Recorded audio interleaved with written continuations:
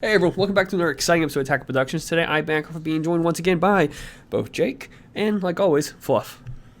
What's going on, y'all? What's up, people? And like always, there is buttons. Click them. They're there for a reason. Like, subscribe, and all that fun stuff. And we have a matchup today.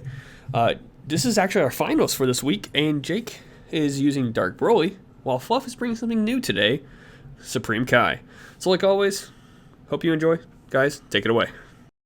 And before we get into this, I just want to say Fluff is the master of making a deck on Monday and taking it to the finals on Saturday. Like, I don't know if anybody at our shop has pulled that off more times than him. I take a little It's offense just- to that. It's just I'm sorry. numbers speak for themselves, right? I mean, it's more of a like, because we're content creators, I try to change my deck every week.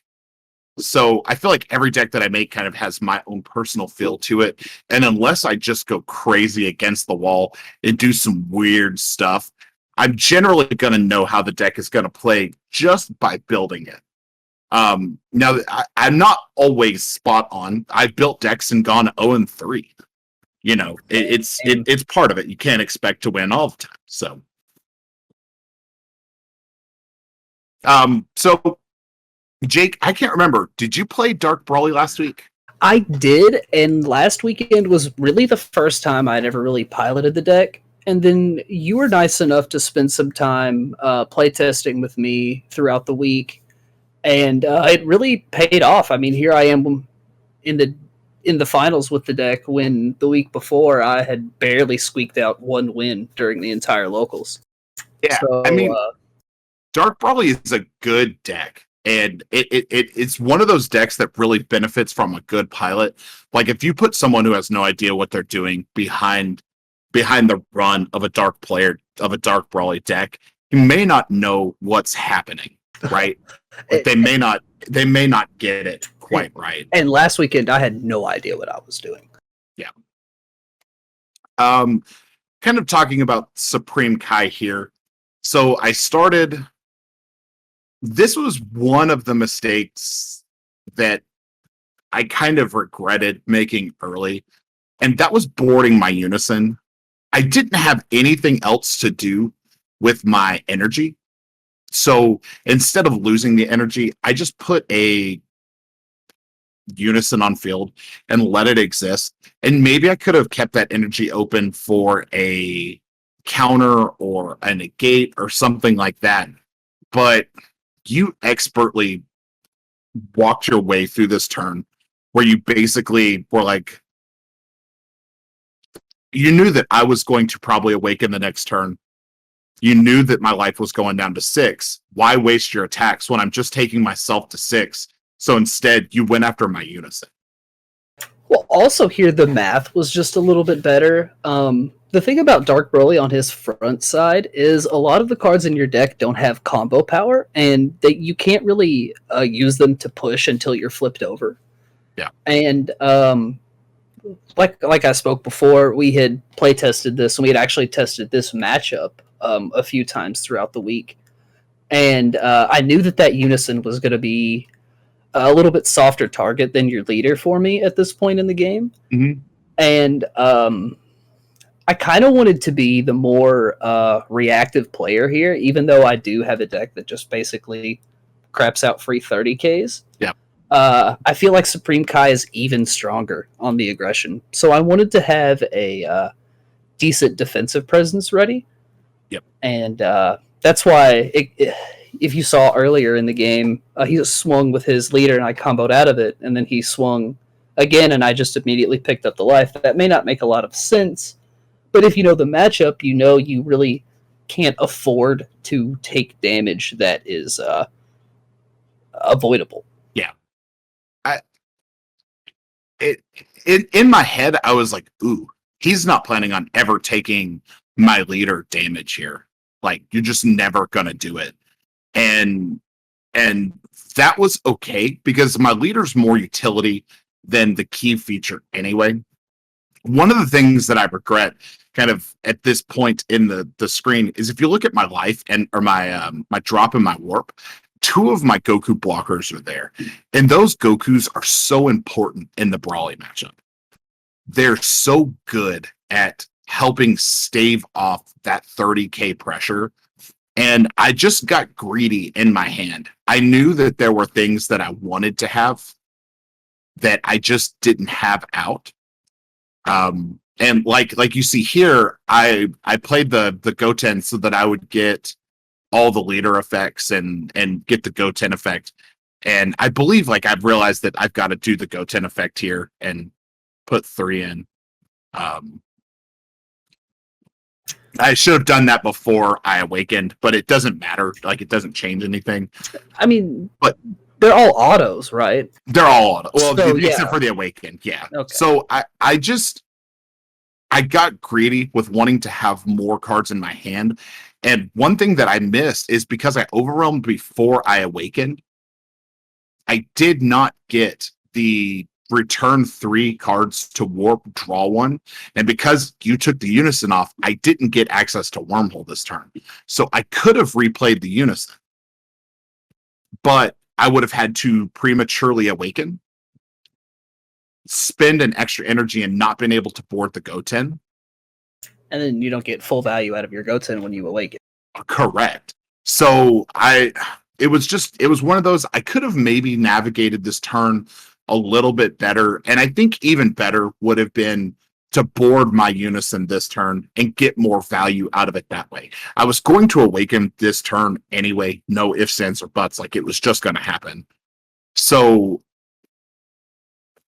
I sequenced a little incorrectly. Do I think that the incorrect sequencing in that turn was enough to change the way the match ran? I don't think so. Because you were just hitting on all the right notes over the course of this match. And maybe I could have been smarter. I could have not taken your leader. I could have comboed out of that. And instead of worrying about, the big 30Ks, I could have just comboed out of the leader. And then your 30Ks are dealing the damage that I just took off the leader. And it's just a hindsight thing. We have the benefit of being on the outside looking in at this point. Yeah, they say hindsight's always 20/20, and that's just another benefit, like you were talking about earlier, of being content creators.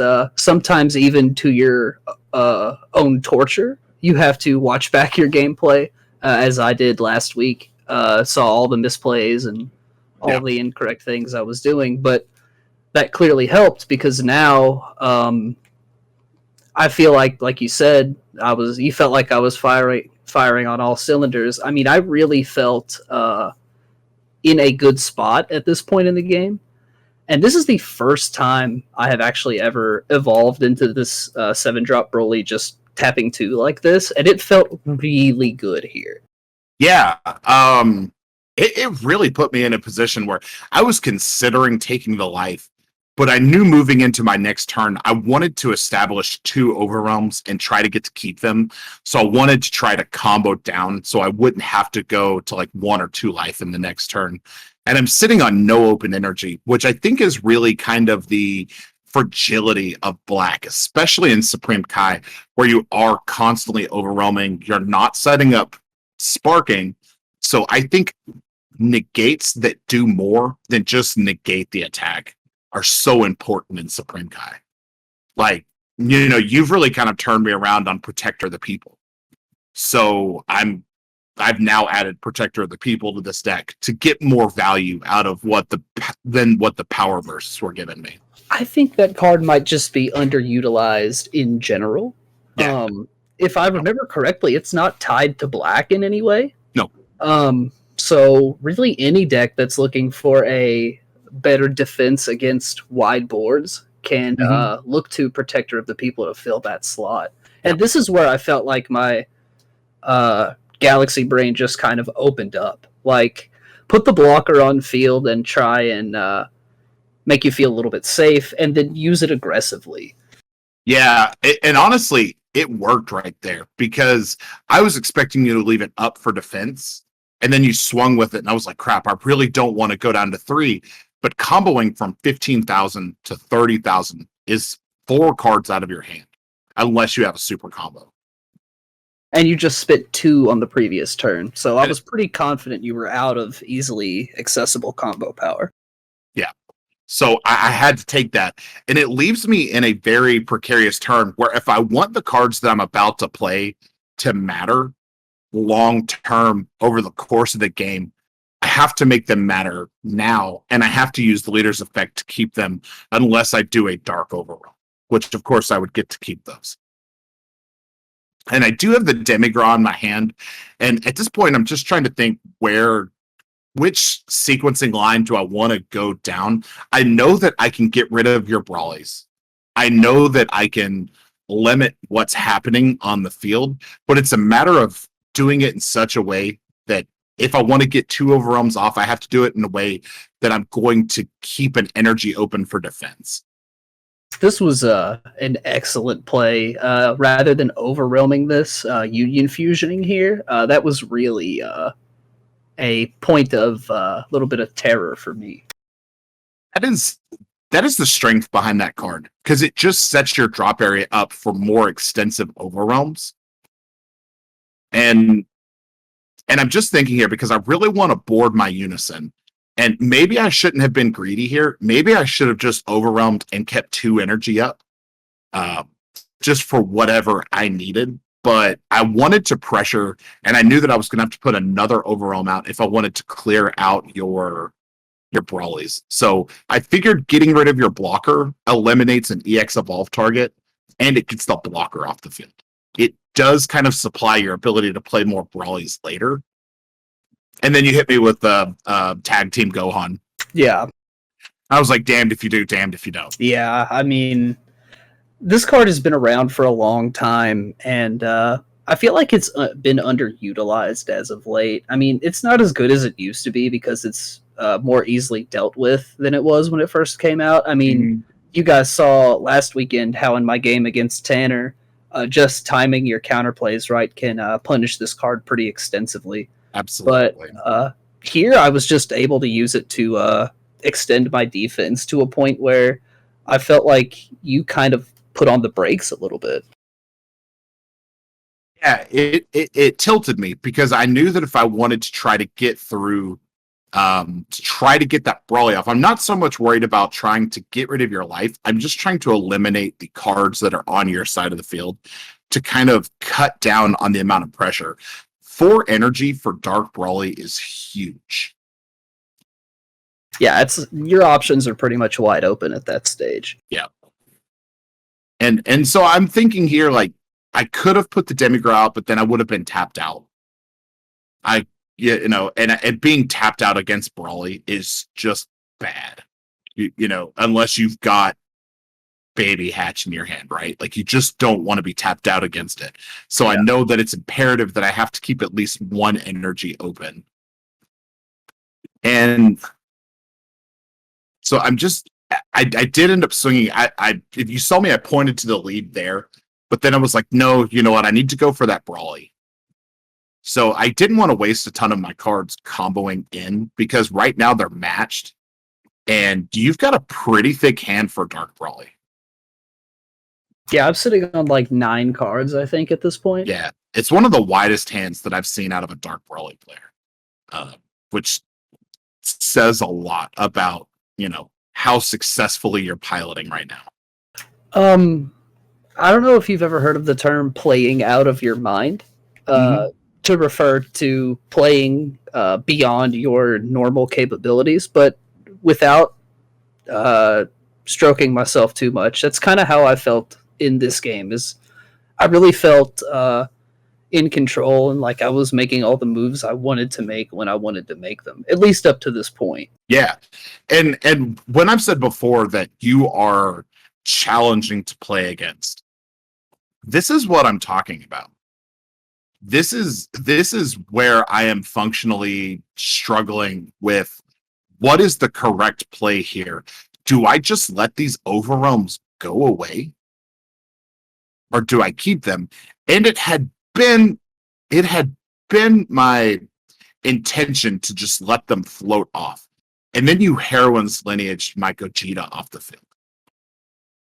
Yeah, we were discussing order of operations here because I initially wanted to take the Fighting Against Fate, and then you informed me that it would still go away. So we kind of had a judge on the site, kind of reconcile things, and you were nice enough to let me change my play line a little bit. Yeah, of course. I mean, because I hadn't activated the Supreme Kai's effect, and I was like, he just burned his Heroine's Lineage. I could keep the Bardock on the field for a major crackback if I can survive the next turn, and I could try to get rid of the Gogeta on his field.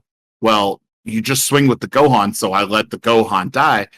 I know that I can deal with the Gogeta. I know that I can deal with that. So do I just let my Overwhelms go away and keep 3 life, or do I strike a life and let it go to the and keep the 2? And you'll see that I do ultimately decide to take the leader's effect to keep my Overwhelms up. And I mean, if you're confident that you can deal with your thwarting the Dark Empire, it makes sense to me to try and keep some semblance of a board, because you have to play to win, not to not die. You know what I mean? Yeah. You can't just combo 5k forever and expect to win the game that way. No, you can't. And so I swung with the Unison here, just seeing if I could get a negate out of it. Just seeing what I could get if I could give up anything. And I knew that I wasn't going to invest in that because I would have had to given up 2 cards. And I know that Dark Brawly is going to have a really strong turn 4. And in my head, I'm debating here. If I do this, I lose to Champa. If I don't do this, I can take a Champa and still survive. I did realize retroactively after the fact, when I activated her effect, the life goes to drop area. It doesn't go to your hand. It doesn't matter. The card that I got out of that was a Fu. That was a 1/10,000. So it makes no difference in my ability to combo this next turn. Yeah, you either have to choose between comboing with it or something else, and it doesn't really add a lot of variant or add a lot of play lines to your hand. So it's not a big deal. Maybe I get greedy here, where, again, your leader would have been incredibly easy to get out of.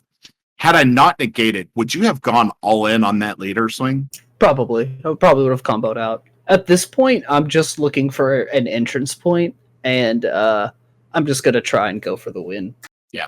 I think that I would have been better served to do this, to let you go through and just try to combo out of the leader, than if you attack with the Gogeta.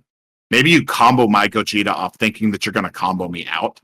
That's probably would have been the plan. And then, maybe I have to deal with a 30,000 Brawly on the field. Maybe I have to deal with 2 30,000 Brawlies that are getting played out of your drop area. And maybe I could warp one of them off with a Kai if I didn't have to use the 10,000 in my hand.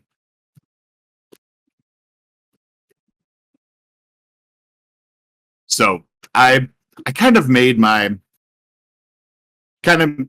bed here, and now it's just, can I combo out? Can I do what I need to do? And I think you make the absolute best play here. You activate your Brawly's effect out of the drop area. I think you get the one that will warp a card off my field. I think I'm debating between that and the one that will rip a card from your hand. I know right now we're conversing with the judge about what's going to happen to this Gogeta at the end of the turn, talking about card master and owner and things like that. Okay, so I do grab the one that warps a battle card. Yeah. And you did the same thing. You warped the Fighting Against Fate off the field. So even if I survive your turn, you guys see my hand. There's not really a lot there. There's a Unison. There's a Fu. So and you don't realize, like, the power behind Brawly is they're 30,000s. So as soon as you put a super combo of them, that's 6 cards out of your hand to get out of that attack. And then you start comboing up, and I'm like, yep, he's got a Choppa. Yeah. And it was just the gamble that I had to take, that you didn't have it. Now, Brainwash No More might have got me out of this had I, sequenced my turn better and kept an energy open, but I didn't have Brainwash No More in hand. So that didn't get me out. All I could do here was just combo, see where I could go. You're on 3 open energy. I know you probably have an Overwhelm in hand. You can probably play another Brawly from your drop area. Yeah, I think we actually tied in the end, right? 60K on 60K. No, I think, did you get, you went 60, 40, 50, 60. I think I got to 55. Okay. Yeah. I needed to have the energy open. No, I was 60K because I was talking about had I had another 5,000. Yeah. I would have been able to do it. Yeah, and here I'm just talking about, I could have started the turn with Broken Seal and named Supreme Kai 3, and then that changes this entire sequence. This would have been a lot more advantageous for me. Although you could have Brainwashed No More to add up the double strike in that situation. Yeah. And that might have been, the play that we hoped for at that point. And of course, my life is a super combo and a Trunks, but you excellently navigated, and I had to make a call in my plays, and I just had to hope there wasn't the punish for it, which is just how it goes sometimes. You 100% earned this victory. You were firing on all cylinders. You piloted the deck well. It's a fantastic deck. It really sucks that I think a lot of people are calling for things in Dark Brawly to get hit. Well, I'm used to it at this point. I played Surge Goku, I played Mecha Frieza, I played Shenron. You and Bancroft, man, you always play the degenerate broken stuff that gets banned. You mean Look, good cards? 8-drop That's a lot of words 21. for good cards. 8-drop 21 is a great card. It needs to come back. No, it doesn't. Yeah, that one was a little bit much. The deflect was a little bit much. Legitimately, every time Bancroft has gotten severely on a deck, something out of it gets banned. Yeah. Legitimately. It all started with Shigesh. Yeah. With that being said, thank you all for tuning in. Like earlier, don't forget those buttons. They're there. You can click them.